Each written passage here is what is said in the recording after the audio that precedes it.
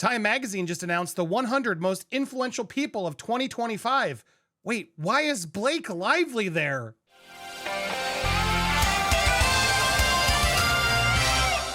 Welcome to Popcorn Planet. I am Andy Signore, and yep, Blake Lively has now been called one of the most influential people of 2025, and not in a way you'd think. No, she's being heralded as we scroll down to her mention, she's being heralded as an titan, a titan, with Serena Williams, Ed Bastian, Lauren Michaels, Simone Biles, Doug McKillen, and Blake Lively.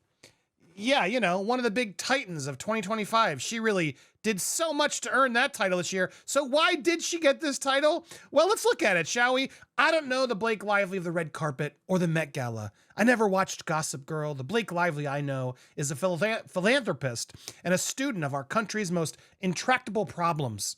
Oh my God, sorry.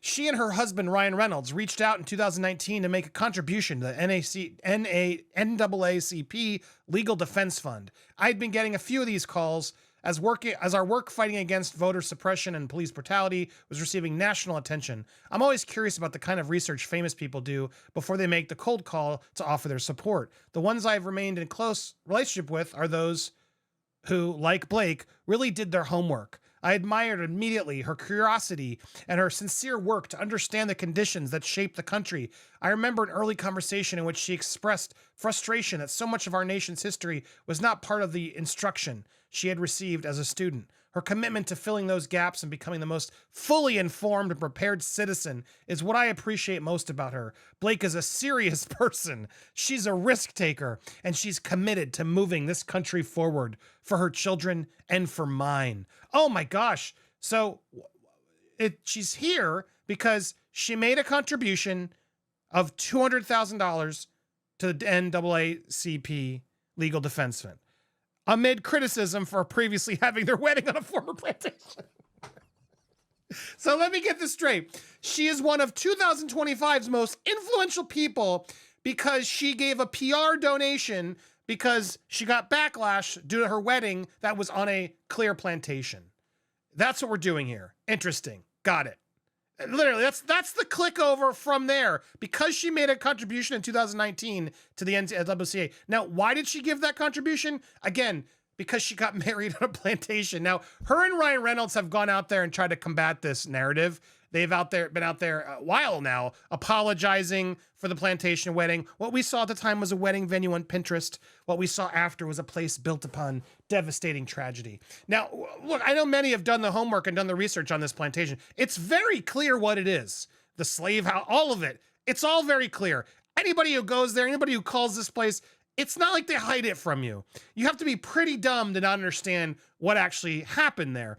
And they clearly ignored it. In fact, Blake has a history of romanticizing the Deep South with her weird blueberry muffins that she did. Like, she has a history of weird kind of racist things.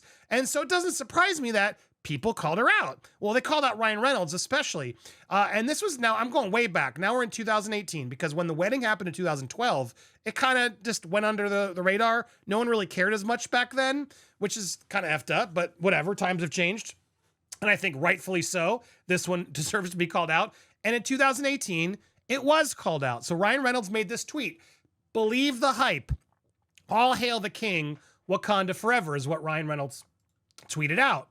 But one of the responses immediately opened up the floodgates when here it was. Hold on. A simple response was, "You got married on a plantation," is what the tweet was. And then it sparked a fury all over Twitter, and then him having to now donate again. Clearly the backlash was getting severe, so he responded. Now, what's very interesting as I did my homework for this specific video, all those tweets that are mentioned in these articles, because there's various tweets in this article it's the Marie Claire. Yeah, here it is. This article from Marie Claire has several, as you'll see here, links to tweets that called him out. We echo this comment, and here's this sentiment. Here were all the responses. As I went to try to get those responses, look what ended up happening. The posts were absolutely scraped. Every link that I clicked on, separate links, the users didn't exist. complete use or completely went private, protected. What happened? It's almost as if Ryan Reynolds and Blake Lively maybe hired a Jed Wallace to go clean up and scrape bad things of theirs off the internet. Huh? Could they have? Would they have done that? That seems unlike them. They would, keep donating money to make themselves worthy. This whole thing is just shocking to me. It's shocking to me how they're now part of the Time 100 of this year as a titan for a donation they made that they were using to cover their own racism. And now they're suddenly 6 years later, a Titan of the Year. And if anything, I'm sure it was Ryan Reynolds who donated the money, not Blake Lively. Let's keep it honest. Now, what's odd is, as in doing the homework, it does seem like Ryan and Blake also donated to it's weird how they're tracking it, because this isn't what the article links to. They link to that weird New York Times thing. And the reality is they did give $2 million to fund social justice initiatives with the NIC. I guess after that donation, they were pressed up to give more to give. And so they both each gave $1 million each. I'm sure it was a tax incentive and a PR opportunity. Let's keep it honest. But that was done also in 2019. What's strange, two things we noticed, and shout out to our sleuths. Chelsea specifically helped find some of this along with Kim. LDF will use the gift from Blake and Ryan for general organizational support. So what does that actually mean? Well, it's interesting too. The former president of this charity gets paid, look at that, almost $800,000 a year. That's the former president. While there's a new president raking in almost $500,000. Now, this is a common thing with charities. They get paid a lot of money. And that's always a big debate of, is that good? This charity does rate pretty well otherwise, but this is the one area where they don't, which is giving general organizational support, which to me is like paying the founders, like, hey, we got you. We're not racist, right? We're not right? We got you, right? Oh yeah, we'll give you another $1 million. If I'm being honest, that's what this looks like. And just the irony, because again, this was back, I did the Google, so this was 254 weeks ago, so 2020. They continue to constantly remind everybody, this was during Black Lives Matter, George Floyd, as they're putting this thing out there. We're committed to raising our kids so they never grow up feeding this insane pattern, and so they'll do their best to never inflict pain on another being, consciously or unconsciously. I guess unless you're a Baldoni, then it doesn't matter. Then inflict as much pain you want. There's no having conversations to work out the problem then.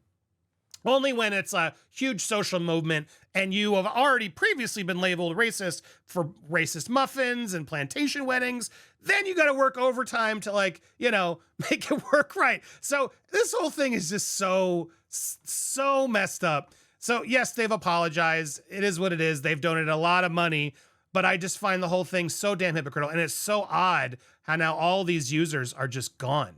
Well, if you want to get to the truth, here's what I ask of you. Head over to our new Popcorn Planet store that is filled with awesome merch. More merch coming every day. But specifically, we just launched this yesterday. The Investor Pack is now there, along with the debut of our title, It Ends with Justice. Justin Baldoni versus Blake Lively is what our documentary is going to be called.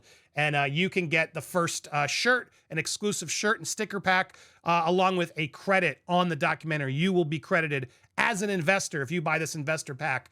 Make sure to listen to the details here, read all the details, enter your name in the proper box, etc. And you will get credit in the film if you purchase that investor pack. Please support what we're doing, support the documentary. Appreciate you guys so much. We got so much more coming your way. And yeah, I think I'm going to go review Another Simple Favor over on Movie World. I'm going to watch that trailer. So click on the links. I'll put it pinned comment when it's up. Support Movie World, where I review movies. I'm going to review the movie over there as well. I will see it for you all. Make sure you subscribe here. Hit that bell for alerts. Smash that button. Leave a like and a comment. When you get those notifications, always come and watch the videos. Thank you guys so much for watching. We got a lot more coming your way.